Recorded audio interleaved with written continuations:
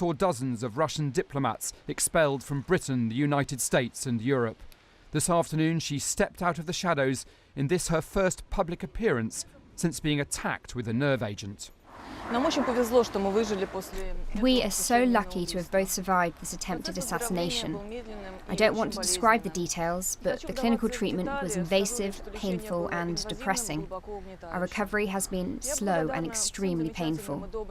I am grateful to all of the wonderful, kind staff at Salisbury Hospital, a place I've become all too familiar with. I also think fondly of those who helped us on the street on the day of the attack. The nerve agent attack left parts of Salisbury looking like a disaster movie, but also caused a huge row with the Russian embassy in London, who demanded access to the SKRIPALs, something she dealt with in today's statement.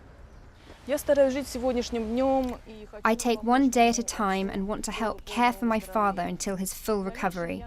In the longer term, I hope to return home to my country. I wish to address a couple of issues directly and have chosen to interrupt my rehabilitation to make this short statement. I ask that everyone respects the privacy of me and my father. We need time to recover and come to terms with everything that has happened. I'm grateful for the offers of assistance from the Russian embassy, but at the moment I do not wish to avail myself of their services. Also, I want to reiterate what I said in my earlier statement, that no one speaks for me or my father but ourselves. She also released a handwritten copy of the statement in both Russian and English. Her neck showed signs of a tracheotomy, suggesting that her recovery had, as she said, been both difficult and painful. She and her father Sergei were attacked on the 4th of March. He was only released from hospital on Friday and has not yet been seen in public.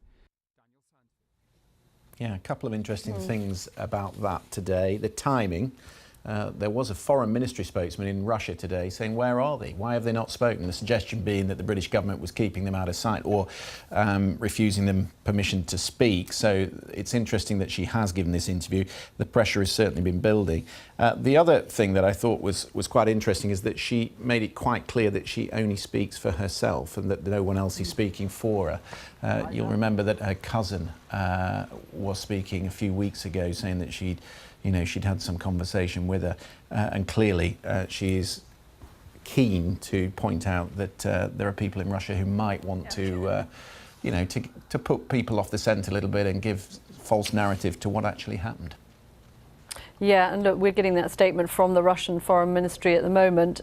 They are saying, we want Yulia Skripal to know that there was not a single day when the Russian Foreign Ministry and the Russian Embassy in London did not try to arrange contact with her, with the chief aim of checking that she is not being held by force, that no one else is being passed off as her, and to get information direct from the source about her condition and the condition of her father. That statement just coming in from the Russian Foreign Ministry, picking up on what you were saying, Christian.